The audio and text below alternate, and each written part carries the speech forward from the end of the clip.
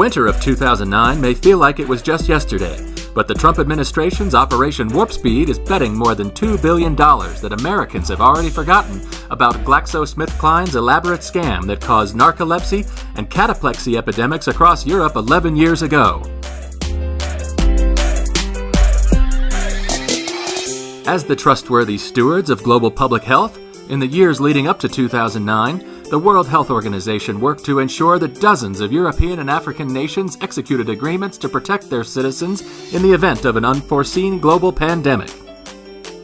These sleeping contracts stipulated that pharmaceutical companies would be called upon to produce flu vaccines and be paid billions of dollars for doing so. But there was no reason to fear any financial impropriety because the contracts could only be activated in the event that the W.H.O. declared a Phase 6 influenza pandemic. Unfortunately, the government officials who signed the contracts never suspected that GSK makes multi-million-dollar donations to the WHO in return for control over decisions that result in GSK windfalls.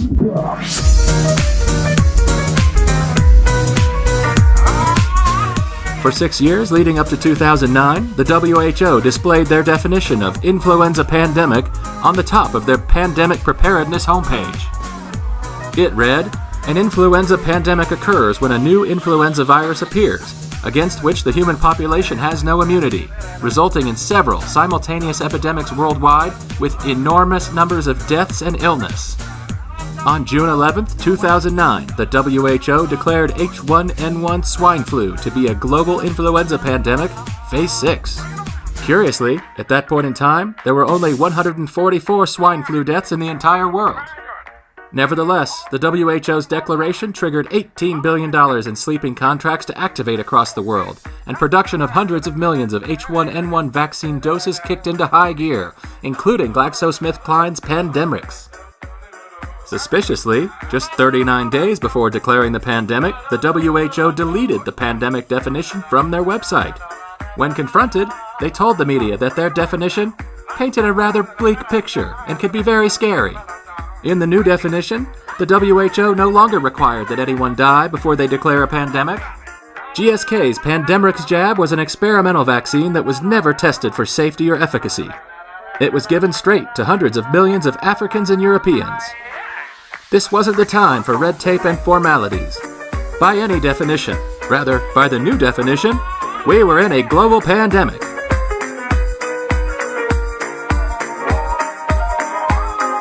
The WHO did not declare the 2009 pandemic on its own.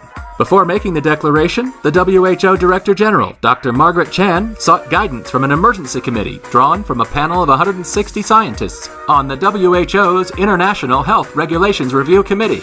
The WHO describes these advisors as the world's leading experts in their respective fields, but their identities are still shrouded in secrecy, which the WHO claimed was necessary to protect them from outside influences.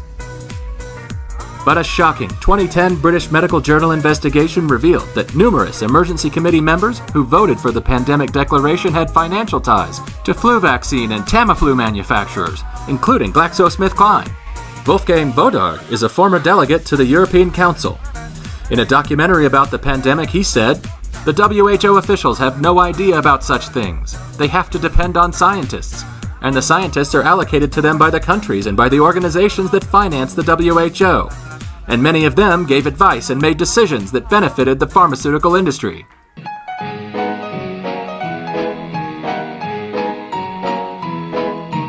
Narcolepsy is more than a minor inconvenience in an otherwise normal life. Narcoleptics suffer from the extreme tendency to fall asleep whenever in relaxed surroundings. Cataplexy is a condition in which strong emotion or laughter causes a person to suffer sudden physical collapse. GSK's adjuvanted Pandemrix vaccine caused both, devastating at least 1,300 children across Europe, for life. In the media, GSK's AS03 adjuvant, added to stimulate a powerful immune response, shouldered the blame for amplifying these heinous reactions. Documents obtained by plaintiffs in a series of European lawsuits revealed that GSK knew about the mounting adverse events associated with Pandemrix in the winter of 2009, including a 5.4-fold increase in death. By December 2009, an injured person filed a report with GSK for every 12,500 doses of Pandemrix administered. Yet, they continued promoting their vaccine in order to move inventory. As lawsuits began to pile up, The UK spent millions of pounds defending itself, ultimately settling for 9-figure sums after losing on appeal.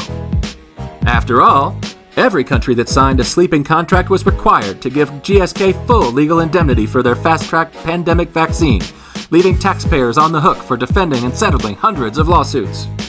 GSK never stood trial for destroying 1,300 young lives with narcolepsy and cataplexy, and they never paid $1 in fines for influencing the fake pandemic in what Wolfgang Wodardt called one of the greatest medical scandals of the century.